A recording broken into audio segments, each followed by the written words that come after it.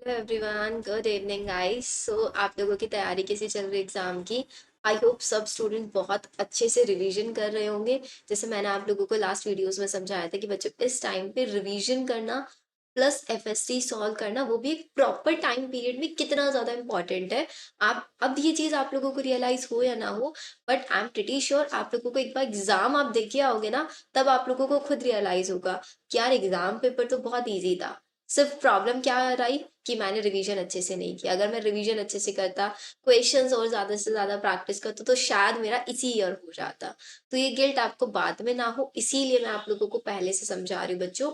ये वो टाइम है जिसमें रिवीजन ही काम आएगा और कुछ काम नहीं आएगा।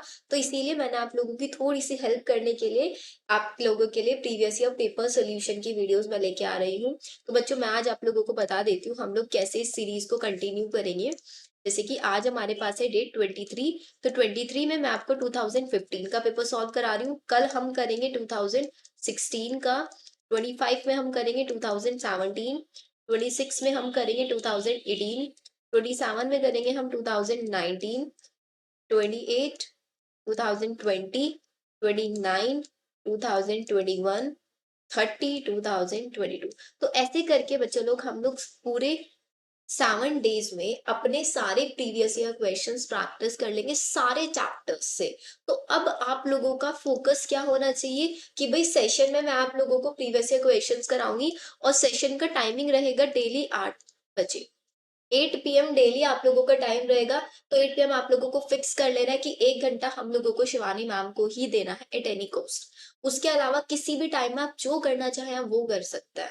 ठीक है, मैं बायो के आप लोगों को करा दूंगी। ऐसी केमिस्ट्री फिजिक्स के भी अगर आप करना चाहें तो केमिस्ट्री फिजिक्स के भी आप लोग साथ ही साथ प्रैक्टिस कर सकते हैं। तो प्रीवियस ईयर क्वेश्चंस अब हमें पता है कि भाई नीट को क्रैक करने के लिए हम लोगों को क्या करना होता है, रिवीजन करना है एंड सारे पीवाई क्यूज करना है। अब पीवाई क्यू तो मैं आप लोगों को डेली क्लास में करा दिया करूंगी यहाँ पे। अब आप लोगों को फोकस करना है कि बायो में सिर्फ और सिर्फ आप लोग रिवाइज करो। अब रिवीजन की भी अपनी एक अच्छी सी स्ट्रेटजी बच्चों बना लो कि कैसे रिवीजन करना है। बिकॉज जैसे आप लोगों के मार्क्स आ रहे हैं उस बेसिस पे मुझे लग रहा है कि आप लोग रिवीजन प्रॉपरली नहीं कर रहे हो। तो ऐसे ही सेम डेट्स में लिख लो कि भाई 23 है आज की डेट है, तो आज मेरे को पूरा का पूरा बायोटेक रिवाइज करना है। 24 में पूरा का पूरा जेनेटिक्स रिवाइज कर डालो। अब ये जो रिवीजन है ना बच्चों, जैसे लास्टली हुआ था हमारा cell the unit of life chapter से क्वेश्चन आया था कि फ्लूइडिटी को इंक्रीज करना है तो क्या करेंगे, अनसैचुरेशन बढ़ा देंगे। नोट्स में वो चीज आप लोगों की लिखी हुई थी, रिवीजन नहीं किया प्रॉपरली। तो बच्चों ध्यान रखो, रिवीजन करो, नोट्स से अच्छे से रिवीजन करो। उसके बाद एक बार एनसीईआरटी अच्छे से रीड कर लो, क्योंकि नोट्स में सारी एनसीईआरटी भी है, प्लस जो बाहर से क्वेश्चन आने की पॉसिबिलिटी रहती है वो भी है। तो इग्नोर मत करो प्लीज नोट्स को। फिर इसके बाद नेक्स्ट आप लोग पूरा का पूरा इकोलॉजी कर लो 25 में। 26 में आप पूरा रिप्रोडक्शन कर लो। देन आपका 27 में आप ह्यूमन फिजियो कर लो, ह्यूमन फिजियो। 28 में आप प्लांट फिजियो कर लो रिवाइज। 29 में आप सेल बायोलॉजी कर लो। 30 में आप लोग क्या करोगे, 30 में आप डाइवर्सिटी वाला कर लो। फिर उसके बाद कौन सा बच गया है हमारे पास, उसके बाद ह्यूमन एंड वेलफेयर वाला यूनिट बच गया है। उसको आप 31 में कर लेना या फर्स्ट में को कर लेना। ऐसे करके बच्चों रिवीजन करो। रिवीजन को प्लीज इग्नोर मत करो, बहुत अच्छे से रिवीजन करना है, एक एक पॉइंट का रिवीजन करना है। पीवाई क्यूज वाली आप लोगों की प्रॉब्लम मैं यहाँ पे सॉर्टेड करा ही रही हूँ कि मैं आप लोगों को सारे पीवाई क्यूज कराऊंगी। एंड पीवाई क्यूज सॉल्व करते टाइम भी जब इस वीडियो को देखोगे एक रूल रहेगा, जो क्वेश्चन हमें अच्छे से आता है उस क्वेश्चन को हम नोट डाउन नहीं करेंगे। लेकिन जो क्वेश्चन, क्योंकि मैंने आप लोगों को एक चीज समझाई थी बच्चों कि हमारे नीट में अगर 90 क्वेश्चन टोटल आता ना, तो 90 में से 10 से 12 क्वेश्चंस आपको आउट ऑफ एनसीईआरटी गारंटेड मिलेंगे। आउट ऑफ एनसीईआरटी मिलेंगे ही मिलेंगे। तो ये जो आउट ऑफ एनसीईआरटी क्वेश्चन अगर नोट्स में है, नोट्स में हाईलाइट कर दो। अनलेस मैं सजेस्ट करूंगी एक A4 शीट निकाल दो, उस पर लिखते चलो साइड बाय साइड कि ये वो चीजें हैं जो मुझे याद करनी है, अभी मुझे याद करनी है। ऐसे करना है। बाकी के जितने क्वेश्चन हमारे होते हैं 80 अराउंड क्वेश्चन, वो सारे डायरेक्ट एनसीईआरटी से मिलेंगे। इवन जब हम लोग ये पेपर सॉल्व करें ना, पेपर सॉल्व करते टाइम हमें ट्रेंड भी समझ में आएगा कि हमारे प्रीवियस ईयर्स में पहले नीट ने किस किस टॉपिक को वेटेज दिया हुआ, किस किस टॉपिक से कैसा क्वेश्चन बन के आया हुआ, मुझे किस टॉपिक पे फोकस करना है। ऐसे आप लोगों को करना है। ठीक है, चलो अब हम वीडियो स्टार्ट करते हैं हमारा क्वेश्चन नंबर 91 से। क्योंकि पहले 2015 में हमारे 100 100 वाला नहीं ट्रेंड था, 50 45 45 क्वेश्चन ही आते थे। पहला क्वेश्चन है, which of the following endoparasite of human does show viviparity? Viviparity means जो वाइवी पैरस होते हैं, तो इनमें से कौन सा एंडोपैरासाइट है ऑफ ह्यूमन डज शो जो वाइवी पैरस है? अब इसका आंसर है हमारा ट्राइकीनेला स्पाइरलिस, जो कि आपके ट्राइकोसिस डिसीज कोज करता है, एंड ये आपका एज अ पैरासाइट रहता है, एक निमेटोड है ये रोडेंट्स हो गए, रैट हो गए, कैट हो गए, इवन ह्यूमंस हो गए, उनकी बॉडी में एज अ एंडोपैरासाइट रहता है। अब ये क्वेश्चन देखते ही आपके माइंड में आ रहा होगा मैम एनसीईआरटी में नहीं है, ठीक है, तो ये क्वेश्चन वो है जो बच्चों एनसीईआरटी में नहीं है, तो इसको आप साथ ही साथ याद करोगे, लर्न करो मेरे साथ। ह्यूमन डज शो वाइविपेरिन में से कौन सा endoparasite? ट्राइकिनेला spiralis. Clear? Next question पे, cryopreservation of gametes of threatened species in viable and fertile conditions can be referred to as. अभी बोल रहे हैं कि भाई जो हम क्रायो प्रिजर्वेशन करते हैं, क्रायो प्रिजर्वेशन का मतलब होता है गैमीट्स को प्रिजर्व करके रख लेते हैं, हमारी वो स्पीसीज जो बिल्कुल एक्सटिंक्ट होने के कगार पे हैं, उनको हम क्रायो प्रिजर्वेशन कर लेते हैं। किस मेथड में आता है ये? हमारा इन सीटू में आता है, एक्स सीटू में आता है, एक्स सीटू कंजर्वेशन में आता है। डायरेक्ट एनसीईआरटी की लाइन है, चैप्टर ओपन करके देख लेना बायोडाइवर्सिटी एंड कंजर्वेशन की, डायरेक्ट एनसीईआरटी लाइन है। क्रायो प्रिजर्वेशन में एक्स सीटू कंजर्वेशन होता है, ठीक है। इसी के अंदर हमारे बोटेनिकल गार्डन्स आते हैं, हमारी सेंचुरीज आती है, राइट। Next question 93। क्वेश्चन खुद से पढ़ो, करना चाहो वीडियो को स्टॉप कर लो, एक बार खुद से ट्राई करो, वैसे मैं साथ ही साथ आंसर बता ही रही हूँ। एल्टरनेरिया, एल्टरनेरिया किसका एग्जांपल? एल्टरनेरिया ड्यूटेरोमाइसीटीज का है, जिसको हम इम्परफेक्ट फंजाई बोलते हैं, जिसके अंदर सेक्सुअल रिप्रोडक्शन एब्सेंट होता है। तो हमें क्या बताना है? करेक्ट बताना है। ए मेरे को करेक्ट लग रहा है, आगे चलते हैं। म्यूकर, म्यूकर बोल दे कि भाई रिप्रोडक्शन करता है कॉन्जुगेशन के थ्रू, एंड एस्कोमाइसिटीज है। क्या म्यूकर एक एस्कोमाइसिटीज है? आप बताओगे मेरे को लाइव चैट में। अगैरिकस क्या है? अगैरिकस एक पैरासाइटिक फंजाई है। क्या ये एक बेसिडियोमाइसिटीज है? फाइटोप्थोरा, फाइटोप्थोरा क्या है? एक बेसिडियोमाइसिटीज है ये भी, इसका एसेप्टेट माइसीलियम होता है। तो मेरे अकॉर्डिंग इसका करेक्ट आंसर 1 होना चाहिए। आप अपने अकॉर्डिंग बताओगे इससे आपके अकॉर्डिंग इसका आंसर क्या होना चाहिए? Minerals known to be required in large amount for plant growth. अब मैंने आप लोगों को बताया था भाई मिनरल 2 टाइप के होते हैं, माइक्रो न्यूट्रिएंट एंड आपके मैक्रो न्यूट्रिएंट। माइक्रो जो ज्यादा अमाउंट में चाहिए, माइक्रो जो कम अमाउंट में चाहिए। अब इसको क्वेश्चन को 1 मिनट लो, जो मैंने आप लोगों को ट्रिक बताई उस ट्रिक को याद करो एंड सॉल्व करो। मेरे अकॉर्डिंग इसका क्वेश्चन का आंसर होना चाहिए हमारे पास मैक्रो, हम लोगों को बताना है, तो मैक्रो की ट्रिक थी हमारा फॉस्फोरस पोटेशियम, या मेरे अकॉर्डिंग इसका आंसर होना चाहिए 4। आपके अकॉर्डिंग बताना इसका आंसर क्या होना चाहिए। Next, which one of the following enhance और इंड्यूस कराता है फ्यूजन ऑफ प्रोटोप्लाज्म? इनमें से कौन सा है जो फ्यूजन ऑफ प्रोटोप्लाज्म को एनहेंस और इंड्यूस कराता है? तो वो है मेरा, कौन कराता है प्रोटोप्लाज्म के फ्यूजन को? पीईजी एंड आपका sodium nitrate. So that this correct answer is polyethylene glycol and sodium nitrate. ये अगेन एक ऐसा क्वेश्चन है जो आपको एनसीईआरटी में नहीं मिलेगा, ठीक है। बहुत ज्यादा आपने अच्छे से नोट पढ़ेंगे तब आप इस क्वेश्चन को कर पाओगे। ये क्वेश्चन मैंने आपको फर्स्ट वाला बताया कि ये क्वेश्चन दोनों के दोनों आप लोगों को लर्न होने चाहिए। प्लस जो मैंने आप लोगों को A4 शीट या कोई भी कॉपी में से पेयर निकाल लेना, उसमें लिखते चलना कि हमारा पॉलीथाइलिन ग्लाइकोल और सोडियम नाइट्रेट क्या कराता है? फ्यूजन ऑफ प्रोटोप्लाज्म में हेल्प करता है, एनहेंस करता है उसके प्रोसेस, राइट। आगे चलो, which of these is an important component of initiation of parturition in humans? humans के अंदर parturition, parturition मतलब होता है चाइल्ड बर्थ। चाइल्ड बर्थ कराने के लिए मेरे को ऑक्सीटोसिन रिलीज कराना पड़ेगा। नोट पूछा बच्चों, फॉल्स बताना है। ऑक्सीटोसिन कॉन्ट्रैक्शन कराएगा, प्रोलेक्टिन भी मेरे को चाहिएगा, इंक्रीज इन एस्ट्रोजन प्रोजेस्टेरोन का रेशियो भी, जो कि हमारा किसकी, फीमेल की प्लेसेंटा को सिग्नल देगा। क्या प्रोस्टाग्लैंडिन्स की जरूरत पड़ती है? नो, प्रोस्टाग्लैंडिन्स का कोई सिंथेसिस मेरे को नहीं कराना पड़ता। सो the correct answer is 1। Clear है? आगे चलो 97। विच of the following gametophyte is not independent free living? इसमें से कौन सा इंडिपेंडेंट फ्री लिविंग नहीं है? नॉट इंडिपेंडेंट, देखो ध्यान से समझना, मतलब डिपेंडेंट पूछ रहे हैं, तो गैमेटोफाइट डिपेंडेंट किस किस के अंदर रहता है? ये हमारा जिम्नो एंड एनजीओ के अंदर डिपेंडेंट रहता है। और अगर मैं ब्रायोफाइट की बात करूं, ब्रायोफाइट में तो मेन प्लांट बॉडी ही गैमेटोफिटिक है, जिसके ऊपर स्पोरोफिटिक एज अ डिपेंडेंट रहता है, रहता है नहीं। टेरिडोफाइट के अंदर फ्री लिविंग होता है, gametophyte is not independent, independent नहीं है, मतलब डिपेंडेंट है किसके अंदर? जिम्नोस्पर्म के अंदर और एंजियोस्पर्म के अंदर। अब इन चारों ऑप्शंस में से कौन सा जिम्नो और एंजियो है? आप मेरे को आंसर बताओगे। करेक्ट आंसर क्या है? पाइनस, ठीक है। आगे चलो, Which of the following is not a sexually transmitted disease? इसमें से कौन सी sexually transmitted disease है? एड्स है, एंसेफेलाइटिस है, साइनफिलीज है। ट्राइकोमोनियासिस क्या डिसीज है ये भी। तो हमने कौन सी वाली गलत पिक की, एनसीफेलाइटिस। ये हमारी एक ऐसी डिसीज है जो सेक्सुअली ट्रांसमिटेड डिसीज नहीं है। STD 3, AIDS, trichomoniasis and syphilis. अब अगर आप लोगों को याद नहीं रहता कि भाई कौन सी एसटीडी डिसीज है, लिख लो साइड में सारी एसटीडी डिसीज के बारे में, याद रहेगा नेक्स्ट टाइम से। Leaf become modified into spines, किसके अंदर जो लीव्स होती हैं वो स्पाइंस के अंदर मॉडिफाई होता है। डायरेक्ट हम लोगों ने याद किया मॉर्फोलॉजी चैप्टर में, ओपनटिया के अंदर होता है। ओपनटिया के अंदर लीव्स स्पाइंस में मॉडिफाई हो जाती है। लर्न करो इसको भी मेरे साथ। विच one of the following most valid and recent explanation, stomatal movement. Stomatal movement के लिए मैंने आपको पोटेशियम मैलेट थ्योरी पढ़ाई थी नहीं पढ़ाई थी? तो इसका मतलब पोटेशियम का इनफ्लक्स एंड एक्सफ्लक्स एक्सप्लेन करता है सबसे अच्छा क्या, stomatal movement. So the correct answer is one. Which one of the following is the smallest brain capacity? सबसे smallest brain capacity किसकी होती है? सबसे smallest brain क्यों? होमो हैबिलिस की सबसे कम ब्रेन कैपेसिटी होती है। तो अब ये क्वेश्चन मेरे साथ कर रहे हो, बाकी होमो सैपियंस की ब्रेन कैपेसिटी आप लोग मेरे को लाइव चैट में बताओगे, नेंडरथल की बताओगे, इरेक्टस की बताओगे। इन तीनों की ब्रेन कैपेसिटी क्या क्या होती है साथ ही साथ आप लोगों को याद हो जाएगा।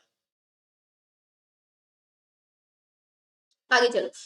हाई वैल्यू ऑफ बीओडी, जितना ज्यादा बीओडी होगी उतना ही ज्यादा वाटर मेरा पॉल्यूटेड होगा। सीवेज ट्रीटमेंट प्लांट पे मैं अपने वाटर को कब तक, सीवेज को कब तक ट्रीट करती हूँ, जब तक उसका बीओडी पूरी तरीके से रिड्यूस नहीं हो जाता। तो इसका मतलब इसका correct answer water is highly polluted. High BOD है मतलब उसकी ऑक्सीजन डिमांड बहुत ज्यादा है। ऑक्सीजन डिमांड ज्यादा है, उतने ही ज्यादा उसके अंदर ऑर्गेनिक मैटर होंगे, उतना ही ज्यादा उसके अंदर माइक्रो ऑर्गेनिजम्स होंगे। जो micro organism, because micro organism किसी भी चीज को ऑक्सीडाइज करेंगे, ऑक्सीजन तो चाहिएगी ना। तो इसका मतलब ऑक्सीजन डिमांड ज्यादा है माइक्रो ऑर्गेनिज्म की। ऑक्सीजन डिमांड ज्यादा कब होगी, जब वाटर के अंदर ज्यादा ऑर्गेनिक मैटर होगा। तो उसको ऑर्गेनिक मैटर को ऑक्सीडाइज करने के लिए ज्यादा oxygen demand, it mean water is highly polluted. Question done. तो यहां तक देखो हमें किसी भी क्वेश्चन में प्रॉब्लम नहीं आया। आगे चलता है। Sliding filament theory can be best explained as, sliding filament theory के अंदर क्या होता है, हमारा स्लाइड करता है दोनों प्रोटीन्स एक्टिन और मायोसिन एक दूसरे के ऊपर। ऑप्शन ए में देखो, एक्टिन एंड मायोसिन, क्या एक्टिन एंड मायोसिन शॉर्टर होता है? शॉर्ट नहीं होते, उनके बीच में जो स्पेस होता है ना खाली वो फिलअप हो जाता है बस। Actin and myosin filament do not shorten but एक दूसरे के ऊपर स्लाइड कर जाता है, राइट। ये हमारा होगा when myofilament slide past each other myosin short, बेटा शॉर्ट कोई नहीं होता। So the correct answer is two. Agree कर रहे हैं सबके सब स्टूडेंट? बताओ जल्दी से, पढ़ लो एक बार, बाकी के ऑप्शंस भी पढ़ लो, देन हम नेक्स्ट क्वेश्चन पे चलते हैं। हो गया, आगे चलो।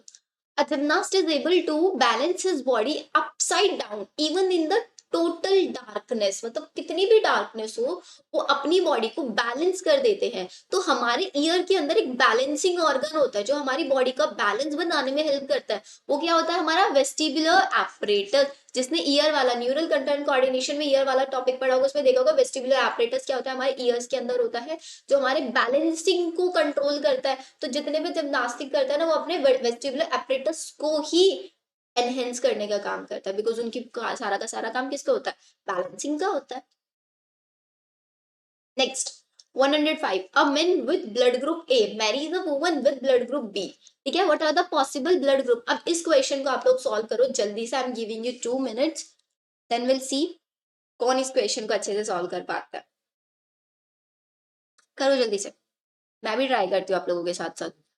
क्या बोल रहे हैं, वुमन ए है, a man with blood group A, A blood group है एंड वुमन का बी है। ए ब्लड ग्रुप है तो I A small I B small I, ये पॉसिबिलिटी हो सकता है। I A I B, direct blood group ही लिख लें, मतलब ए बी या फिर ओ, चार ब्लड ग्रुप आए, ए बी ए बी ओ। ठीक है, अगर मैं क्या करूं, अगर मैं इसका आई ए आई बी ये ले लूं तो ए बी बनेगा, ए बी बनेगा, यहाँ पे भी सब में ए बी बनेगा, सारे ए बी वाले होंगे अगर ये जीनोटाइप हुआ तो। आंसर्स देख लो जरा, A B O. So the correct answer is two. Agree है सबका, यही आएगा आंसर। आगे चलो, typical growth curve in plant, plant के अंदर जो ग्रोथ का कर्व आता है वो कैसा होता है, उसकी शेप होती है parabolic. Typical growth curve in plant, उसकी शेप होती है आपकी पैराबोलिक। एक सेकंड, पैराबोलिक थोड़ी ना होती है। टिपिकल ग्रोथ कर्व हमारा एक जे होता है, एक एस होता है, तो हाँ सिग्मॉइड होती है, सिग्मॉइड सिग्मॉइड, राइट बच्चों राइट, सिग्मॉइड। आगे चलो। The UN conference of parties on climate change in the year 2011 was held in. UN conference हुई थी पार्टीज की क्लाइमेट चेंज के ऊपर, वो कहाँ पे हुई थी? वो हुई थी हमारी साउथ अफ्रीका के अंदर। अगेन ये क्वेश्चन लर्न करने वाला है। Technique of micro propagation, micro propagation में हम टेक्निक क्या करते हैं? टिश्यू कल्चर वाला लेता है, ये स्ट्रेटजीज वाले चैप्टर से है। टिश्यू कल्चर लेता है, उसको ग्रो कराता है लैब के अंदर हम लोग, माइक्रो प्रोपगेशन है ना, इसी को बोलते हैं हम आपका। तो इसके अंदर हम लोग क्या कराते हैं? इसके अंदर हम लोग सोमेटिक एम्ब्रियोजेनेसिस कराते हैं। एक सोमेटिक सेल लेते हैं, उसको एम्ब्रियो के अंदर पूरा लैब के अंदर डेवलप करा देता है पूरा का पूरा एम्ब्रियो में। ठीक है। How many pair of contrasting characters in P plant? P plant के अंदर कितने? 7 कॉन्ट्रास्टिंग कैरेक्टर्स उन्हें ले लेते। तो द करेक्ट आंसर इज 3। आगे चलो। 110 में ये आपको देते हैं एक फ्लोरल फॉर्म, देखो थोड़ा सा उसको जूम कर देती हूँ सो दैट आपको इजीली क्लियर हो जाए। यहाँ पे क्या दिया हुआ इन्होंने? K5552 किसका था बच्चों ये फॉर्मूला? मैंने आप लोगों को पूरी ट्रिक बताई थी। जल्दी से जिसको याद नहीं है नोट्स ओपन करो एंड चेक करो। फैमिली का नाम मेरे को बताओ, फिर मैं आप लोगों को एग्जाम्पल बताऊंगी। किसका है ये? This is the example of petunia. Next, the crops engineered for glyphosate are resistant and tolerant to. The crop engineered for glycophosphate है ये बेटा, glycophosphate are resistant and tolerant. किससे tolerant बनाते हैं हम उसको? हर्बिसाइड से tolerant बनाते हैं। अगेन ये भी थोड़ा सा क्वेश्चन है जो बच्चों लर्न करने वाला क्वेश्चन है। Which of the following statement is not correct? इनमें से कौन सा स्टेटमेंट आपका करेक्ट नहीं है? Goblet cells are present in the mucosa of intestine and secrete mucus, सही है। तो oxyntic cells mucosa of stomach में एंड सिक्रीट करती है, एक्सेल, ये भी सही है। एकिनिया present in pancreas and secrete carboxy, this is also correct. Brunner's gland are present in sub mucosa of stomach, नहीं यार ये तो डियोडनम में होता है, गलत लिख दिया आपने। सो हमारा नॉट करेक्ट बताना, करेक्ट आंसर हुआ यहाँ पे 4। नेक्स्ट पे आओ। In sea urchin DNA, which is double stranded, 70% C is equals to 17%. तो ऑब्वियसली बात होगी बच्चों, जी बी 17% होगा, 17 17 34%। 100 माइनस 34 करना कितना आया? 6 9 3 66 का हाफ कर दो, 33 तो कौन सा आंसर होगा? The correct one answer will be 2। ये 33 एडेनिन भी 33 होगा, थायमिन भी 33 होगा। ठीक है। Next, in BT cotton the BT toxin present in plant tissues are protoxin. Activate होता है किसमें? Alkaline pH of the insect gut या फिर acidic pH? Obviously alkaline pH में एक्टिवेट होता है। Cytochromes are found in cytochrome, cytochrome हमारे वो फोटोसिस्टम 1 फोटोसिस्टम 2 के अंदर इलेक्ट्रॉन्स ट्रांसपोर्टर्स होते हैं, तो किसमें प्रेजेंट होता है? इनर मेम्ब्रेन में प्रेजेंट होता है। एंड इनर मेम्ब्रेन को हम क्या बोलते हैं? क्रिस्टा बोलते हैं, बिकॉज उसके अंदर ऐसी इमेजिनेशंस होती हैं, ऐसे होता है ना माइटोकॉन्ड्रिया। इनर मेम्ब्रेन के अंदर invagination, these are known as crista. तो इन्हीं क्रिस्टा के अंदर प्रेजेंट होता है आपका साइटोक्रोम्स। डन। 115 15 क्वेश्चन, इतने 25 क्वेश्चन हम लोगों ने कर लिए अच्छे से। आगे चलो। Read the following 5 statement A to B and select the option with all correct statement. Mosses and lichens are the first organism to colonize a bare. ये भी सही है भाई, पाइनियर स्पीसीज का काम करता है ये ना, वहां पे करता है ना पाइनियर स्पीसीज का। सेलेजिनेला होमोस्पोरस, सेलेजिनेला तो बेटा हेट्रोस्पोरस होता है। कैरिनॉइड लीव्स इन साइकस है। वैम, क्या उनके अंदर वैम देखा जाता है? नहीं देखा जाता। मेन प्लांट बॉडी ब्रायोफाइट की गैमेटोफिटिक होती है, जबकि टेरिडोफाइट में, ये सही है मेरे पास, ए भी सही है मेरा, डी सही है। In gymnosperm male and female gametophyte are present within sporangium located on sporophyte. तभी तो हमने बोला था लास्ट एक क्वेश्चन में पढ़ा था, गैमेटोफाइट डिपेंडेंट होते हैं जिम्नोस्पर्म में और एंजियोस्पर्म में। तो मेरा ई भी सही है, ए सही है, डी सही है, ई सही है, A D. So the correct answer is 2। एक बार देख लो सारे ऑप्शंस को एंड देन बताओ आप लोग एग्री कर रहे हो मेरे आंसर से या नहीं। क्लियर? आगे चलते हैं। Which one of the following is correct? इनमें से कौन सा करेक्ट है? Serum is equals to blood plus fibrinogen, no. Lymph is equals to blood, नहीं बेटा, उसके अंदर से तो जो हाई साइज वाले प्रोटीन सेल्स होते हैं वो सब बाहर ही रह जाता है, तो उसके अंदर वो लिम्फ बनता है। Blood is equals to plasma plus RBC, ये सही है। Blood is equals to plasma plus RBC plus WBC, ये सही है। Plasma is equals to blood minus lymphocyte, बेटा यहाँ पे आरबीसी डब्ल्यूबीसी ये सब भी तो करेंगे। तभी तो आएगा। सो करेक्ट आंसर मेरा यहाँ पे 3 होगा। The movement of a gene from one linkage group to another, gene translocate हो रहा है एक ग्रुप से दूसरे ग्रुप में, so the answer is translocation. Which body of the government of India regulate करती है जेनेटिकली मॉडिफाइड रिसर्च, की भाई आपने जो भी रिसर्च किया है जेनेटिक इंजीनियर वो ह्यूमन वेलफेयर के लिए अच्छा है या नहीं है, कौन कंट्रोल करता है? GEAC, genetic engineering approval committee उसको चेक करता है। Next, Rachel Carson famous book है साइलेंट स्प्रिंग, ये किससे रिलेटेड थी? ये हमारी पेस्टिसाइड पोल्यूशन से रिलेटेड थी। कार्सन की famous book Silent Spring, this is related to pesticide pollution. ये भी अगेन एक लर्न करने वाला क्वेश्चन है, इसको भी A4 शीट में नोट डाउन करो।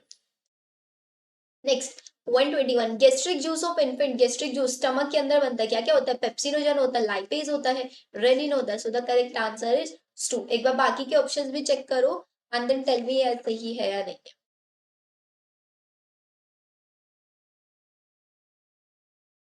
सही है ना आंसर?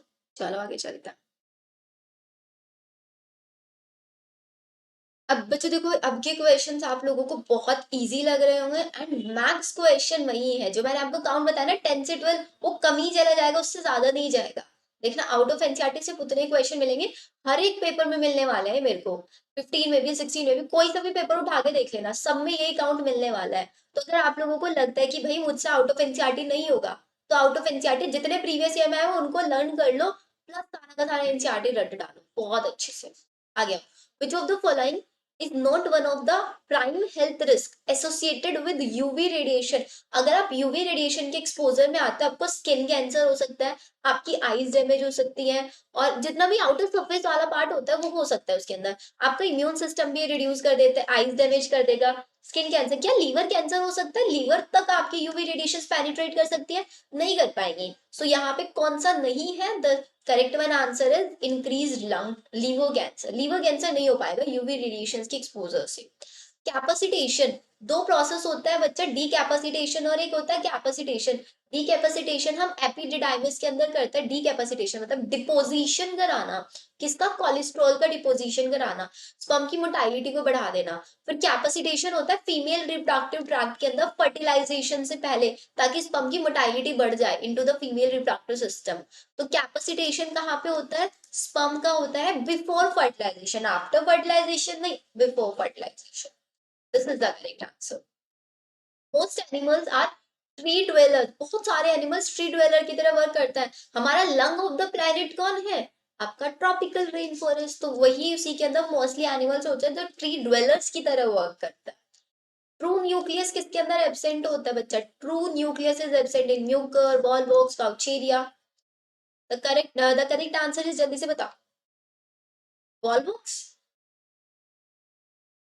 नहीं, एनाबीना, एनाबीना के अंदर नहीं होता, एनाबीना नो स्टॉक, देखा था ना, उसके अंदर नाइट्रोजन फिक्सेशन के लिए हेटेरोसिस सेल प्रेजेंट होती है, बट ट्रू न्यूक्लियस उसके अंदर एब्सेंट होता है, क्योंकि वो क्या है? वो एक बैक्टीरिया है एंड बैक्टीरिया आर प्रोकैरियोट्स, है ना। वॉल्वॉक्स से क्या है? म्यूकर एक म्यूकर क्या है? एक फंजाई है। ग्लिनॉइड कैविटी, अब आ जाओ लोकोमोशन एंड मूवमेंट वाले चैप्टर पे, वहां पे मैंने आप लोगों को लिम्स के पूरा का पूरा डायग्राम बना के बताया था नहीं बताया था? तो ग्लिनॉइड कैविटी कहाँ पे प्रेजेंट थी? ग्लिनॉइड कैविटी आपकी ह्यूमरस और स्कैपुला, स्कैपुला मतलब शोल्डर बोन, और ह्यूमरस आपकी first bone, humerus, radius, ulna, carpal, metacarpal, phalanges, पूरी ट्रिक बताई थी। हम राहुल की कार में पिकनिक ऐसे करके पूरी ट्रिक थी। तो ग्लिनॉइड कैविटी कहाँ से स्टार्ट होती है? आपके ह्यूमरस स्कैपुला के साथ, ये आपकी ह्यूमरस है, दिस इज योर स्कैपुला, इसके बीच में यहाँ पे प्रेजेंट थी आपकी glenoid cavity. So the correct answer is 3। Transmission tissue is the characteristic feature of, आज sexual reproduction flowering plant chapter पे, वहां पे बताया था कि भाई जो स्टाइल होते हैं दो टाइप के, तो सॉलिड और एक होलो। सॉलिड के अंदर से हमारा पोलर ट्यूब को पास होने में थोड़ी डिफिकल्टी होती है, क्योंकि वहां पे ट्रांसमिशन ट्रू टिश्यू भरा रहता है। तो किसका कैरेक्टरिस्टिक फीचर है? सॉलिड टिश्यू का है।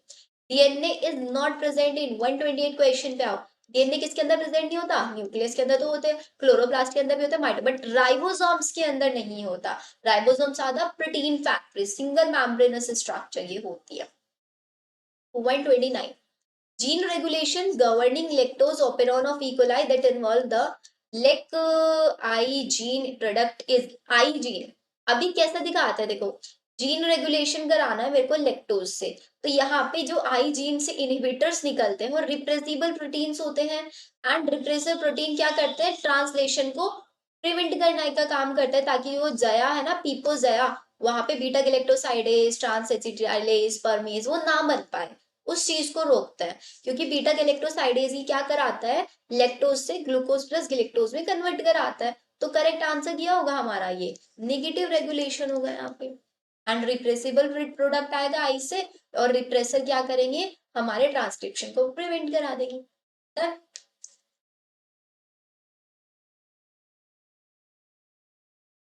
आगे आ जाओ।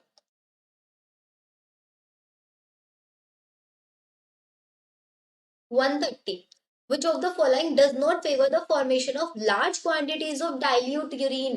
Dilute urine के फेवर में कौन सा नहीं है, not favour the formation of large, जो डाइल्यूट ना बना के कॉन्सेंट्रेटेड यूरिन। और बच्चा कॉन्सेंट्रेटेड यूरिन कब बनेगा, जब ज्यादा से ज्यादा अमाउंट में वाटर रीअब्सॉर्ब हो जाएगा, मतलब सिक्रीशन हो जाएगा सबसे ज्यादा। तो हमने देखा था हमारा जो डीसीटी वाला पार्ट था कंडीशनल रीअब्सॉर्प्शन करता था, बिकॉज उसके ऊपर मैक्यूलर सेल्स प्रेजेंट होते थे। तो किसके केस में हमारा सबसे ज्यादा कॉन्सेंट्रेटेड यूरिन बनता था, रेनिन एंजियोटेंसिन के मैकेनिज्म में। याद है हम लोगों को ये प्रॉपर। आगे आ जाओ। 131, this is 131। What cause a green plant exposed to the light on only one side? अगर हमने लाइट को, सिर्फ प्लांट है ये मेरा, उसको एक ही साइड से लाइट दे तो बेड हो जाता है toward the source of light, जैसे जैसे ग्रो करता है एंड आगे की साइड ऐसे ग्रो करता है। ये वाला एक्सपेरिमेंट कहाँ पे बताया था मैंने, कर्वेचर वाला एक्सपेरिमेंट ऑक्सीजन के केस में बताया था, नहीं बताया था, बताओ। तो इसके अंदर ये आंसर क्या होगा कि भाई ऑक्सीजन जो होता है ना शेडेड साइड में, मतलब जिधर से लाइट नहीं आ रही उधर बहुत ज्यादा उधर शिफ्ट हो जाता था एंड उधर ही वो ग्रोथ कराने शुरू कर देता था, stimulating greater cell elongation there. So the correct answer is 3.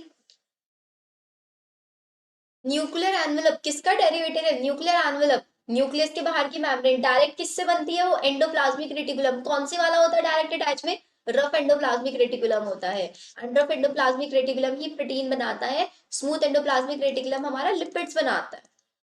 फिर आपका गोल्जी एपरेटस उसकी पैकेजिंग करता है, इसीलिए हम इनको एंडोमेम्ब्रेन सिस्टम भी बोलता है, बिकॉज बहुत सारे आपकी जो ये ऑर्गेनेलीज होते हैं एक साथ कोऑर्डिनेटेड फंक्शन दिखाती है। 133 पे आ रहा है।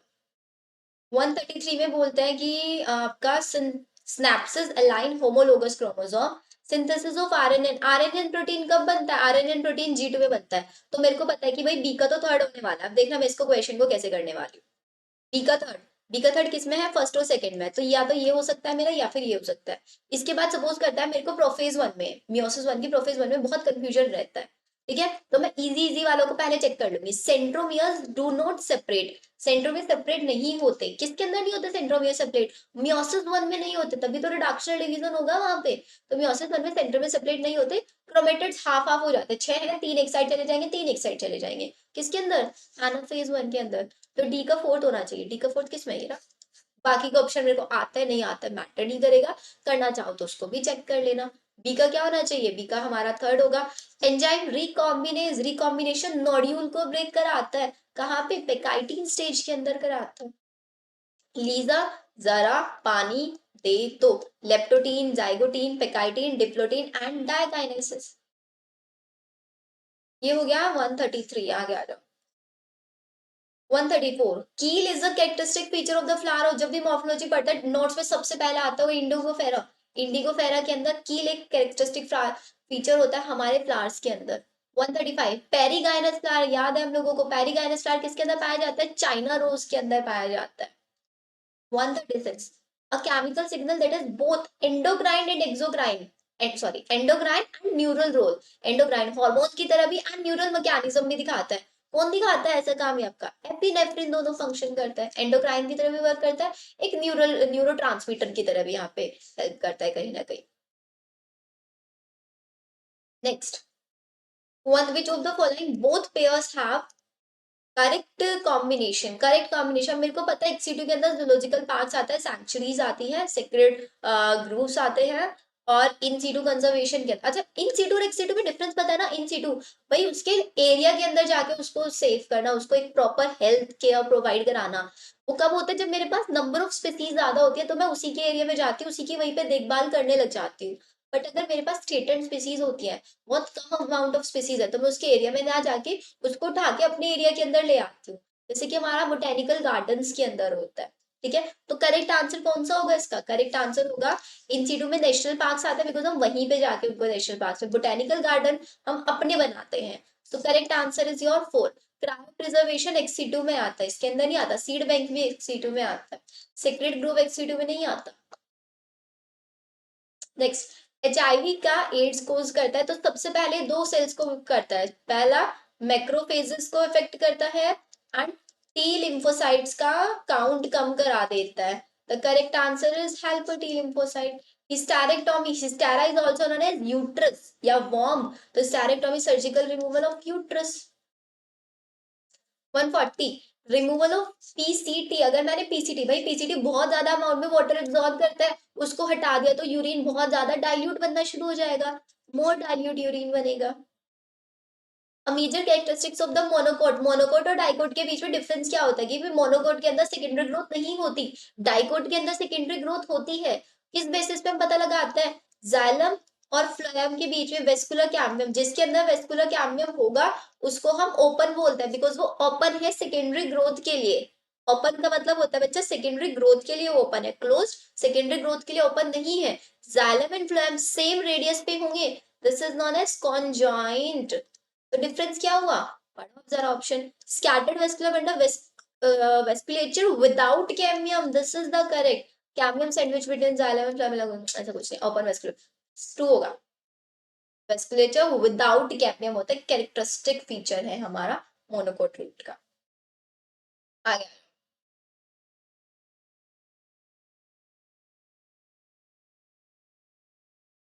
देखो बच्चों, next 142, which of the following characteristics is mainly responsible diversification of insect? भाई इतने सारे इंसेक्ट्स हमने देखा था कि अराउंड 70% इंसेक्ट होता है, अगर 10 पूरे लैंड पे एनिमल्स है तो 10 में से 7 इंसेक्ट्स है। क्यों भाई? क्योंकि इंसेक्ट्स के अंदर एक्सोस्केलेटल प्रेजेंट होता है, जिसकी वजह से उनका डाइवर्सिफिकेशन, उनका बहुत ज्यादा वो लैंड पे फैल जाता है एक्सोस्केलेटन की वजह से। Which of the following cell during gametogenesis is normally diploid? Spermatid haploid, spermatogonia diploid होता है, प्राइमरी पोलर बॉडी ये सब तो हैप्लोइड ही होता है। So the correct answer is two. Direct NCERT से देखो, the structure that are formed by the stacking of organise, भाई बहुत सारे थाइलाकॉइड ऐसे रख दिए एक जगह पे, क्या स्ट्रक्चर बनती है? ग्रेना बनता है। करेक्ट आंसर, अरे सॉरी ग्रेना। क्रिस्टा तो माइटोकॉन्ड्रिया के अंदर होता है।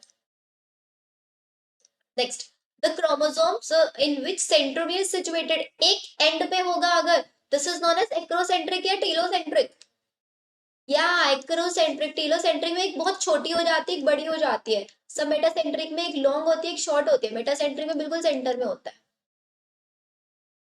रिंग गिडल एक्सपेरिमेंट में सबसे पहले रूट बढ़ती है, उसके बाद शूट की डेथ होती है, क्योंकि रूट तक फूड नहीं पहुंच पाता, शूट के अंदर तो फूड बन रहा होता है। So the correct answer is root dies first. इसको भी हमने पढ़ा है आपका anatomy of morpho, anatomy of flowering plant chapter में। वर्टिकल डिस्ट्रीब्यूशन, ऐसे वर्टिकल डिस्ट्रीब्यूशन करा देते, पहले सबसे छोटे वाले प्लांट, फिर उससे बड़े, फिर उससे बड़े, एक लेवलिंग करा देता है, this is non A stratification. Very good, the first answer is stratification. Multiple alleles कहाँ पे प्रेजेंट होते हैं? मल्टीपल एलील्स एक क्रोमोसोम के एक ही लोकस पे प्रेजेंट होता है, क्रोमोसोम के सेम लोकस पे प्रेजेंट होता है। The correct answer is at the same locus of the chromosome. The mass of living matter at tropical level at a particular time, एक पर्टिकुलर टाइम में एक ट्रॉपिक लेवल के अंदर कितना लिविंग मैटर है, this is known as standing crop. कितना organic matter, मतलब minerals वाला मैटर कितना है, इनऑर्गेनिक वाला कितना, this is known as standing state. तो लिविंग मैटर पूछ रहा है, this is standing crop. Done, आगे आ जाओ। which of the following is not viviparous? भाई ऐसा एक एक्सेप्शन होता है, स्टार्टिंग ने डायरेक्टली लिखा है सारे के सारे मैमल्स हमारे वाइविपेरस होते हैं except one, which one is platypus. ये वाइविपेरस नहीं होता, ओविपेरस होता है। 151, in an ecosystem the rate of production of organic matter during photosynthesis, photosynthesis पे टाइम पे जितना हमारा रेट ऑफ प्रोडक्शन हो रहा है, this is known as GPP, gross primary productivity. Erythropoiesis the process of formation of RBCs. कहाँ पे होता है ये? आपका रेड बोन मैरो के अंदर होता है, आपकी लॉन्गर बोन जो होती है उसके अंदर।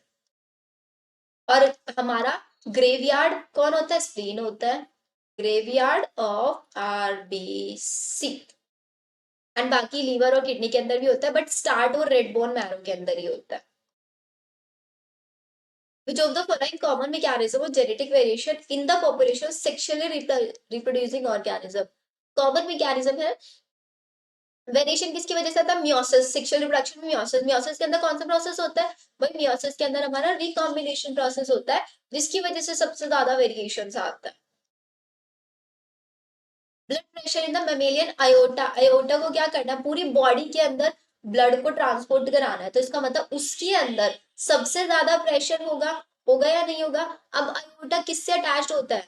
देखो जरा, इधर मेरा ये मेरा लेफ्ट हैंड है, तो ये मेरा हार्ट का right part, right atria, right ventricle. इधर तो पल्मोनरी आर्टरीज होती हैं, और इधर ये होगा मेरा, ये मेरा right hand, this is left artery and left ventricle. Left ventricle इधर से हमारा, क्योंकि लेफ्ट पार्ट में ही आता है मेरा ऑक्सीजनेटेड ब्लड, एंड इधर आता है डीऑक्सीजनेटेड। तो किधर सबसे ज्यादा मैक्सिमम प्रेशर होगा? लेफ्ट वेंट्रिकल में। अब देखना जरा, और वो भी किस टाइम पे? कॉन्ट्रैक्शन के टाइम पे। सिस्टोल का मतलब होता है कॉन्ट्रैक्ट करना, डायस्टोल का मतलब होता है रिलैक्स करना। Systole of left ventricle, so the correct answer is when you hold your breathe. अब बहुत टाइम तक अपनी ब्रीथ को होल्ड करके रख लो, भाई आपकी बॉडी के अंदर क्या होगा? कार्बन डाइऑक्साइड बाहर नहीं निकल पाएगी, आपकी ब्लड का कार्बन डाइऑक्साइड की कंसंट्रेशन बढ़ जाएगी, raising CO2 concentration and falling O2। Third भी हो सकता है ना इसका? Third raising CO2 but falling O2 concentration. अगर आपने होल्ड करके रखा है अपने ब्रीथ को, following gas change in blood will lead to the urge to breathe. हाँ, अर्ज टू ब्रीथ में सिर्फ CO2 आएगा, यही आएगा इसका answer. Next, vascular bundles in monocotyledons are considered closed. भाई क्लोज्ड कब मानते हैं उनको? क्योंकि सेकेंडरी ग्रोथ के लिए क्लोज है, सेकेंडरी ग्रोथ नहीं होगी क्योंकि वेस्कुलर कैम्बियम एब्सेंट होगा। आगे आ जाओ। Male gamete are flagellated. Male gamete किसके अंदर फ्लैजिलेटेड होते हैं? Biflagellated male gamete present होता है आपके एक्टोकार्पस के अंदर। सेल्फ्ड, सेल्फ्ड किसकी ट्रिक है मेरे को अभी लाइव चैट में बताओगे जल्दी से। आगे आ जाओ। Which one of the following में रिक्वायर पॉलिनेटर? पॉलिनेटर चाहिए, बट जेनेटिकली ऑटोगैमी के सिमिलर ही है। क्या होता है? Autogamy, geitonogamy and xenogamy. Geitonogamy, pollination between two different flowers of same plant. भाई पॉलिनेटर चाहिए लेकिन जेनेटिकली सिमिलर बनेगा, बिकॉज एक ही प्लांट के दो अलग अलग फ्लावर्स के बीच में पॉलिनेशन करा रहे। This is known as geitonogamy. As simple. Ginger, trick याद करो। जिंजर वेजिटेटिव प्रोपगेशन किसके अंदर होता है? जिंजर के अंदर राइजोम के अंदर होता है, राइजोम। ठीक है। रनर, रनर रन करता है किसके ऊपर? Grass, strawberry. बल्बिल, बल्बिल का क्या था बच्चों? ऑफसेट का वाटर हाइसेंथ वगैरह था ना। और बल्बिल वाला हमारा इसके अंदर था, बल्बिल के अंदर आपका अनियन, गोआ, गार्लिक, अनियन, अगे, ये था। 160। Which one of the following is not an inclusion body? भाई तीन inclusion body पढ़ाई थी, cyanophycin, glycogen granule and phosphate granule. Polysome, polysome कुछ नहीं होता बेटा, mRNA के ऊपर जब राइबोसोम अटैच हो जाता है ना, उसको पोलिसोम बोलता है। और ये यूकैरियोट्स की बॉडी में ट्रांसलेशन के टाइम पे ही बनता है। प्रोकैरियोट में राइबोसोम फ्रीली नहीं होते, इसी फॉर्म में रहते हैं। राइबोसोम को अटैच कराने के लिए मैग्नीशियम आयन की मेरे को जरूरत पड़ती है, एंड फोटोलाइसिस ऑफ वाटर कराने के लिए मैग्नीज की जरूरत पड़ती है। ठीक है। Next, a somatic cell that has just completed the S phase. उसने अपनी एस फेज अभी अभी फिनिश की है। अगर मैं उसको कंपेयर करूं गैमीट से, तो भाई क्या होगा? गैमीट और सोमेटिक, क्रोमोसोम नंबर हाफ होगा। एस फेज उसने कंप्लीट कर लिया, तो इसका मतलब गैमीट के पास twice the number of chromosomes होंगे। एंड जेनेटिक मटेरियल कितना होगा? जेनेटिक मटेरियल एस फेज में डबल हुआ तो 4 टाइम्स जेनेटिक मटेरियल होगा। 4 टाइम्स मतलब डीएनए होगा। तो the correct answer is 2, twice the number of chromosome, because gametic और सोमेटिक सेल को कंपेयर कर रहे हैं। अगर गैमेट ना देके सिर्फ सोमेटिक सेल ही देते तो आंसर होता same number of chromosome but twice the amount of DNA.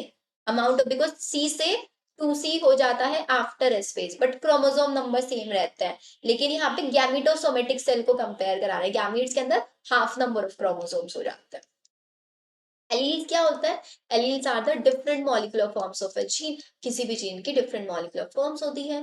Correct बताना है। स्मूथ आरईआर लिपिड सिंथेसाइज कर, RER glycogen no, rough RER no, smooth phospholipid नहीं, सिर्फ ए आंसर होगा इसका, स्मूथ यार सिंथेसिस ऑफ लिपिड्स करता है। नेक्स्ट, टर्गा, स्टर्ना एंड प्यूरा, बेटा ये बताया था ऐसे, टर्गा, स्टर्ना, प्यूरा, है ना, और यहाँ पे आपका प्यूरा, है ना, और इसके बीच में मैंने आपको ऐसे मेम्ब्रेन्स बताई थी जो फ्लेक्सिबिलिटी बनाता है, मूवमेंट के लिए पॉसिबल होता है। वो फ्लेक्सिबिलिटी किसकी वजह से होता है, किसके थ्रू ज्वाइंड अप है? आर्थ्रोडियल मेम्ब्रेन के through. This is the correct answer. Direct NCERT से, कोई बाहर नहीं है। देखो कॉकरोच से एक ही क्वेश्चन मिला आपको अब तक, बस आगे आ जाओ। विच of the following represent the correct combination without any exception, बिना किसी एक्सेप्शन के, लास्ट से बड़ा शुरू करता है। मैमल्स, मेमरी ग्लैंड होता है, हेयर्स ऑन बॉडी, पिन्ना होता है, टू, सही है, टू लिख दो उसके आगे। एवीज, फीदर्स होते हैं, स्किन मॉइस्ट एंड ग्लैंडुलर होता है, फॉरलिम्स विंग्स में कन्वर्ट हो गए हैं, एयर सेक्स होता है, this is also true. Cyclostomata, circular mouth होता है, integument without scales and paired appendages, क्या पेयर्ड अपेंडेजेस होते हैं? एग्जैक्टली होता है, so that true. Chondrichthyes and Osteichthyes, दो साइकिल्स है, दो क्लासेस है हमारे पास। Mouth ventral gills without operculum, skin with placoid scales, क्या प्लेकॉइड स्केल्स होता है? ऑपरक्युलम नहीं होता है इसके अंदर, ऑपरक्युलम होता है, तो हमारा नहीं होता है, तो it mean the correct answer is this. Without correct, अच्छा करेक्ट कॉम्बिनेशन बताना है, correct correct correct, without any exception, without any exception. Chondrichthyes, cyclostomata sucking वाला, इंटेगुमेंट विदाउट स्केल्स, फीदर्स होते हैं, skin moist, forelimbs for wings, lungs with air sacs. सही है बेटा, ये तो मेरे को तो ए वाला ही गलत लग रहा है। Correct combination without any exception, बिना कॉम्बिनेशन के करेक्ट कॉम्बिनेशन। मैमल्स वाला भी तो सही है, मैमरी ग्लैंड होते हैं, ईयर्स होता है, पिन्ना होता है, टू पेयर ऑफ लिम्स होता है, एवीज भी सही है। एक बार इसको चेक करना क्वेश्चन को, एंड मेरे को सब चैट सेक्शन में बताना इसको। 165 वाला क्वेश्चन नोट डाउन कर दो, इसका आंसर आप लोग मेरे को बताओगे। 166 पे आओ। विच of the following statement is incorrect, कौन सा इनकरेक्ट है? इन कॉम्पिटिटिव इनिबिशन, कॉम्पिटिटिव इनिबिशन है भाई, मेरा जो सबस्ट्रेट है और प्लस एक इनहिबिटर आ गया, दोनों की मॉर्फोलॉजी, एनाटॉमी सब कुछ सेम होती है, तो सबस्ट्रेट ना बाइंड करके एंजाइम से इनहिबिटर बाइंड कर जाता है।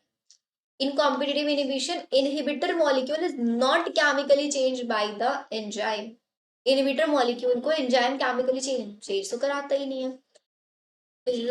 The competitive inhibitor does not affect the rate of breakdown of the enzyme substrate. The enzyme substrate complex does not affect, rate of breakdown को तो affect नहीं करेगा। competitive inhibitor तो binding ही नहीं होने देगा substrate का, substrate का binding ही वो नहीं होने देगा, ये तो सही है। The presence of competitive inhibitor decrease the Km of the enzyme of substrate. बेटा Km को decrease नहीं करता, सिर्फ वो bind हो जाता है, so incorrect is third. Competitive inhibitor reversibly react करता है with in the enzyme to form enzyme inhibitor, ये सही है बिल्कुल, एंजाइम इनहिबिटर कॉम्प्लेक्स भाई, सबस्ट्रेट को बाइंड ही नहीं होने देता है इनहिबिटर। एक बार पढ़ लो इस क्वेश्चन को फिर से। 167 देखो, which of the following region of the brain is incorrectly paired with it function? Cerebellum, cerebellum में बोले लैंग्वेज कॉम्प्रिहेंसिव, सेरिबेलम को तो बैलेंसिंग का काम होता है। कॉर्पस कैलोसम लेफ्ट और राइट हेमिस्फीयर के बीच में कनेक्शन बनाने का काम करता है। सेरिब्रम का calculation and contemplation. Medulla oblongata homeostatic करता है, राइट। इनकरेक्ट पेयर बताना ना, हाँ वन ही होगा incorrect pair. Next, which one of the following statement is not true, true नहीं है, false. pollen grain of some plants show several allergies in some plants, people sorry, true है ना ये तो, हाँ बेटा ट्रू है, ट्रू है, ट्रू है। This is true. The flower pollinated by flies and fed secrete fall odor to attract them. ये भी सही है। Honey is made by bees by digesting pollen grain. Honey क्या? Pollen grain जब digest कर लेते उससे बनता है? नहीं, this is false. Pollen grain nutrients में rich होता है, इनसे tablet. This is true. So correct answer is third. Agree कर रहे हैं सबके सब? Very good. आ गया। नेक्स्ट आता है मेरे पास 169, the active form of Entamoeba histolytica. ये मैंने आप लोगों को बढ़ाया था कि इसमें जब ह्यूमन हेल्थ एंड डिसीज और माइक्रोब्स इन ह्यूमन वेलफेयर दोनों की कंबाइन पढ़ाया था, पूरा का पूरा चैप्टर मैंने आप लोगों को। एंटामीबा हिस्टोलाइटिका किसको खाता है? म्यूकोसा एंड सब म्यूकोसा ऑफ कोलोन, बिकॉज ये लार्ज इंटेस्टाइन के अंदर रहता है, तो आगे म्यूकोसा एंड सब म्यूकोसा को डाइजेस्ट कराता है। आगे आ जाओ। विच of the following virus is not transferred through semen? एक इन्फेक्टेड मैन में सीमन में HIV तो फैलेगा, सेक्सुअली ट्रांसमिटेड। इबोला वायरस भी, हेपेटाइटिस भी। कौन नहीं होता? चिकनगुनिया, बिकॉज इसको मॉस्किटो के थ्रू ये फैलता है। एड्स मॉस्किटो के थ्रू ये फैलता है। अब population will not exist in Hardy-Weinberg equilibrium. Hardy-Weinberg equilibrium में पॉपुलेशन कब एग्जिस्ट नहीं करती? कब एग्जिस्ट करेगी? कोई म्यूटेशन नहीं होते, कोई रैंडमेटिक नहीं होना चाहिए, कोई माइग्रेशन नहीं होता, भाई कुछ नहीं होना चाहिए, ऐसे बोलते थे वो। कब एग्जिस्ट नहीं करेगी? अगर नो म्यूटेशन एग्जिस्ट करेगी, नो माइग्रेशन एग्जिस्ट करेगी, पॉपुलेशन लार्ज होगा। इंडिविजुअल भाई सिलेक्टिवली मैटिंग नहीं होना चाहिए, रैंडम मैटिंग। सिलेक्टिवली मैटिंग करेंगे, विल नॉट एग्जिस्ट, हाँ एग्जिस्ट नहीं करेगा। तो 171 का correct answer is 4। Cows and buffaloes की गट में मिथानोजन होता है, मिथेन प्रोड्यूसिंग, तभी वो CH4 प्रोड्यूस करते हैं, methane gas. Hilum is the scar on the, hilum कहाँ पे स्कार होता है? आपके सीड के अंदर स्कार होता है, जहां पे आपका फ्यूनिकल अटैच्ड रहता है। The correct answer is 4। Funicle जहां पे अटैच होता है उसी को हम बोलते हैं hilum. Secondary succession, secondary succession कहाँ पे होता है? जहां पे एक लैंड है, उस पर पहले से कोई ना कोई क्रॉपिंग हुआ हो, फिर हमने उसको कुछ टाइम के लिए छोड़ दिया होता है, फिर उसके बाद उसके ऊपर फिर से हम लोग सक्सेशन होना शुरू हो जाता है, फिर से नई नई जनरेशन आनी शुरू हो जाती है प्लांट्स की, उसको सेकेंडरी सक्सेशन। प्राइमरी सक्सेशन हमेशा बेयर रॉक्स पे होता है, लाइकन एंड मोजेस के थ्रू होता है। तो कहाँ पे थे? Newly created no bare rock. One answer, very simple. 175। Which one of the following statement? कौन सा अगार अगार किससे? जेलिडियम एंड ग्रेसिलेरिया से ऑब्टेन होता है। क्लोरेलिस स्पिरुलिना स्पेस फूड की तरह। Mannitol is reserve food in, नहीं, फ्लोरिडियन स्टार्च। रोडोफाइसी का फ्लोरिडियन स्टार्च होता है। मैनिटोल लैमिनेरिया ब्राउन एल्गी का होता है, तो wrong is third. Algin and carrageenan obviously algae के ही प्रोडक्ट है। Algin is a brown algae, carrageenan is a red algae. आ जाओ नेक्स्ट क्वेश्चन पे। 176। The following graph depicts changes in two population of herbivore in a grassy field. A possible reason, field A, possible reason for these changes, देखो फिर से कर। Following graph depict changes in two population, A और B herbivores की population में changes आ रहे हैं ग्रासी फील्ड में। पॉसिबल रीजन हमको बताना है। देखो जरा क्या बोलते हैं भाई, टाइम के साथ नंबर ऑफ ऑर्गेनिज्म। अब नंबर ऑफ ऑर्गेनिज्म किसके ज्यादा है? नंबर ऑफ ऑर्गेनिज्म मेरे पास ए के ज्यादा है एज कम्पेयर टू बी। अब मैं देख रही हूँ भाई, जैसे जैसे टाइम बढ़ता जा रहा है, एक प्रॉपर टाइम गैप आते ही ए की पॉपुलेशन डाउन होने लग गई, मतलब ए के नंबर ऑफ ऑर्गेनिज्म डाउन होने लग गए, बी के बढ़ने लग गए, तो इसका मतलब बी वाले डोमिनेंट होने लग गए ए के ऊपर, क्योंकि दोनों की दोनों हर्बीवोर्स है। कंपटीशन होगा या नहीं होगा दोनों के अंदर? लार्ज स्पीसीज थी किसकी? पहले बहुत नंबर ऑफ ऑर्गेनिजम्स थे ए के, मजे से खाए रहे थे। भाई बी वाले कम ऑर्गेनिजम्स थे, लेकिन वो फूड को एक प्रॉपर अमाउंट में खा रहे थे, तो इन्होंने क्या किया? ए वालों का काउंट कम होता चला गया, बी वालों का काउंट ज्यादा होता चला गया। तो अब देखो ऑप्शंस पढ़ो कि हमारा जो बी है उसने फाइट किया ए के साथ और वो सरवाइव कर गया। बी ने फाइट किया होगा ना ए के साथ, तभी तो ए डाउन हुआ, बी इंक्रीज हुआ, ये हुआ। तो population B compete more successfully for feed than population A। Population A produce more offspring, more offsprings तो बनाए इसने, लेकिन टाइम के साथ वो डिक्रीज भी तो होते चले गए ना। Population A consume the member of population B, population A के मेंबर ने बी को खा लिया, नहीं, वो पब्लिक नहीं, ए होगा इसका करेक्ट आंसर। कि पॉपुलेशन बी ने ना कंपटीशन किया अच्छे से successfully for food than population A. So the correct answer is 1। Agree? आगे चलो। 177। Match each disease with its correct type of vaccine। Tuberculosis, TB, TB के अंदर, चलो टीबी हमें नहीं पता, बट मेरे को पोलियो पता होता है भाई। पोलियो के अंदर एटीन्यूएटेड पैथोजन होता है, मतलब एक इनएक्टिव फॉर्म में पैथोजन है, इनएक्टिव फॉर्म में वायरस होता है, मतलब हार्मलेस वायरस। तो डी का 1 होना चाहिए, डी का 1 इन दो ऑप्शंस में, ठीक है। और मेरे को पता है किसके अंदर, ट्यूबरकुलोसिस। ट्यूबरकुलोसिस में भी हम लोग जनरली क्या कराते हैं? ट्यूबरकुलोसिस में किल्ड बैक्टीरिया डालते हैं, हार्मलेस डालते हैं, इनएक्टिवेटेड पैथोजन डालते हैं। इसमें हाँ, किल्ड बैक्टीरिया डालते हैं ट्यूबरकुलोसिस का। तो ए का थर्ड होना चाहिए। ए का थर्ड नहीं, ए का थर्ड नहीं, ए का नहीं। हार्मलेस बैक्टीरिया होता है, harmless bacteria, not killed, harmless bacteria. या एग्जैक्टली हार्मलेस बैक्टीरिया होता है। वोपिंग कफ में होता है किल्ड बैक्टीरिया, वोपिंग कफ में किल्ड बैक्टीरिया होता है। तो मेरा डी का फर्स्ट होना चाहिए, डी का फर्स्ट दोनों में है। वोपिंग कफ का होना चाहिए मेरे पास किल्ड बैक्टीरिया, बी का थर्ड, बी का थर्ड। अच्छा ये रहा करेक्ट आंसर इज सेकंड। सी वाला भी मैच कर लो, डिप्थीरिया के अंदर इनएक्टिवेटेड टॉक्सिन होता है, डी का सेकंड, सी का second correct. Which one of the following are the important floral reward? Animal, भाई रिवॉर्ड क्या मिलेगा उसको? नेक्टर, उसको पॉलन, दो चीजें खाने के लिए मिलता है। So the correct answer is a. Abnormal human baby will triple x. अगर किसी के अंदर ट्रिपल एक्स देखा जाता है तो इसका मतलब एबनॉर्मल ओवा के साथ स्पर्म फर्टिलाइज कर गया है। ऐसा ओवा जिसके अंदर क्रोमोसोम सेपरेट नहीं हुए, दो एक्स के एक्स, दोनों के दोनों एक्स क्रोमोसोम आ गए, सेपरेशन नहीं हुआ। ऐसा जब स्पर्म के साथ फ्यूज करते हैं तब ट्रिपल एक्स कंडीशन आती है। तो इसका मतलब formation abnormal sperm, no, formation abnormal ova. This is the correct answer. Last question. Transpiration and root pressure cause water to rise in plant. भाई कैसे? ट्रांसपिरेशन ऊपर से पुल लगाता है, रूट प्रेशर नीचे से पुश लगाता है, तो क्या होता है यहाँ पे? पुलिंग एंड पुशिंग इट होता है। So the correct answer is this. देखो, हम लोगों ने प्रॉपर, जैसे कि मैं हमेशा आप लोगों को बोलती हूँ कि भाई बायो सेक्शन में 1 आवर से ज्यादा नहीं लगना है। मैंने आप लोगों को प्रॉपरली क्वेश्चन एक्सप्लेन भी किया, स्टार्टिंग के 5 मिनट थोड़ा लेक्चर देने में भी लगाया था, तब जाके हमारा 15 मिनट में हो गया। अब अगर आप लोग ये पेपर सॉल्व कर रहे होते, 1 आवर आप लोग लगा देते, लेकिन इस पेपर में बच्चों 40 मिनट से ज्यादा नहीं लगने चाहिए थे। अगर आप ओएमआर शीट में भी फिल कर रहे हो, अब साथ ही साथ आप लोगों को ट्राई करना है बच्चों, कोई भी पेपर सॉल्व करो उसको करो एंड 10 10 10 10 क्वेश्चन करके ओएमआर शीट, मतलब ट्राई करो। हर बार ना अलग अलग चीजें ट्राई करो, जैसे कि पहले ट्राई कर लो, जैसे मैंने आप लोगों को क्लास में भी समझाया था कि पहले जूलॉजी वाला सेक्शन अटेम्प्ट करो, लास्ट से स्टार्ट करो क्वेश्चन करना, बिकॉज लास्ट में कंपैरेटिवली इजी क्वेश्चन मिलेंगे। इजी मिलता है लास्ट में हमेशा। ठीक है, लास्ट से स्टार्ट करो। आप क्या करना, पहले एक क्वेश्चन करना, एक फिल करना, एक क्वेश्चन करना, एक फिल करना, और टाइमर लगा के करना। फिर चेक करना आपको कितना टाइम लग रहा है पूरे बायो में। फिर जब नेक्स्ट एफएसटी, बिकॉज अभी टाइम है हमारे पास, आप डेली एक एक एफएसटी सॉल्व कर रहे होंगे, जब सेकंड एफएसटी सॉल्व करोगे उसमें क्या करना, जैसे वो 35 क्वेश्चन कर लिए मैंने बताया था, 35 को एमआर फिल करो, फिर 15 करो, फिर 35, फिर 15, पहले पूरा जूलॉजी, देन पूरा बॉटनी, ऐसे करना है। फिर टाइम चेक करो कि पहले दिन कितना टाइम लगा था, सेकंड डे कितना टाइम लगा था। फिर जिस चीज में आप ज्यादा कंफर्टेबल हो, फोकस भी बन पा रहे हो, एक क्वेश्चन करा ओएमआर फिल कर दिया, एक क्वेश्चन करा ओएमआर फिल कर दिया, जैसे कि इशिका ने भी बताया था कि भाई एक क्वेश्चन कर रहे हो उसके ओएमआर पे डॉट लगा लो, फिर आपको पूरा पेपर खोल खोल कि भाई इसका 4 है, फिर फिल किया, फिर इसका देखा 3 है, इसका फिल किया, ऐसे ना करके डॉट लगा लो। ट्राई कर करके देखो, बिकॉज ये वेरी करता है student to student, OMR fill करने की टेक्निक। आप जिस टेक्निक में कंफर्टेबल हो, प्लस आपको कम टाइम लग रहा है, उस टेक्निक को आप लोगों को फॉलो करना है। ये ध्यान रखना है सबके सब स्टूडेंट्स को। तो अपनी टेक्निक बनाना शुरू कर दो बच्चों, ये नहीं कि एग्जाम टाइम में बैठ के सोच रहे हो बैठ के कि साथ में ओएमआर फिल करूँ या नहीं करूँ, टाइम ज्यादा मिलेगा नहीं मिलेगा, नहीं सोचना है। पहले से बिल्कुल प्रिपेयर होकर जाना है एग्जाम टाइम में।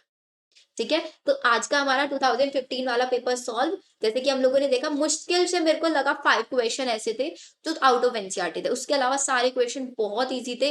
अगर कोई भी स्टूडेंट आप लोगों में से इस पेपर को अटेम्प्ट कर रहे होंगे, अभी वीडियो आप लोगों ने देखा है, तो आपको पता चला होगा कि भाई आप लोगों की प्रिपरेशन कहाँ पे है, कहाँ पे नहीं है, किस पार्ट के क्वेश्चन में आप लोगों को प्रॉब्लम है। आप देखो, इसमें C3 साइकिल हो गई, फोटो रेस्पिरेशन, PS1 PS2, कोई क्वेश्चन नहीं था, कोई भी क्वेश्चन नहीं था। तो जरूरी नहीं है कि चीजों को बहुत ज्यादा डीपली पढ़ो, फोकस करो इंपॉर्टेंट इंपॉर्टेंट टॉपिक्स पे, और प्रीवियस ईयर के ट्रेंड को समझो, बस ऐसे करो। ज्यादा डीपली मत जाओ चीजों के अंदर, जो नोट्स पढ़ाए हैं उसको अच्छे से पढ़ लो, एनसीईआरटी कर लो, पीवाईक्यूज में आप लोगों के कराई रहे। ठीक है, इसके अलावा आप लोग अगर पीवाईक्यूज पे फोकस करोगे तो केमिस्ट्री और फिजिक्स के खुद से करना शुरू करना। या आप अपने टीचर्स को भी बोल सकते हो कि आप हमें 15 16 17 से लेके 22 तक डेली एक एक क्लास में, बिकॉज एक क्लास में 45 क्वेश्चन बहुत इजीली हो सकते हैं, 1.5 2 घंटे की क्लास लगवा लो अगर करना चाहते हो तो, ये आपकी चॉइस है, लेकिन सब एग्री होने चाहिए। तो फिजिक्स केमिस्ट्री का भी कर लो, बायो का मैं आप लोगों को करा रही। ठीक है, will see in the next video. Next video में 16 वाला पेपर सॉल्व करें, देन 17, ऐसे ही हम लोग पूरे ट्रेंड को फॉलो करेंगे। आई होप इस सीरीज से आप लोगों के मार्क्स कुछ तो इंप्रूव होंगे बायो में। चलो मिलते हैं नेक्स्ट वीडियो में, बाय बाय। अच्छे से बैठ के पढ़ाई करो एंड रिवीजन टाइम एटलीस्ट 10 से 12 आवर डेली आप लोगों का सेल्फ स्टडी का टाइम चाहिए। ठीक है, बाय बाय।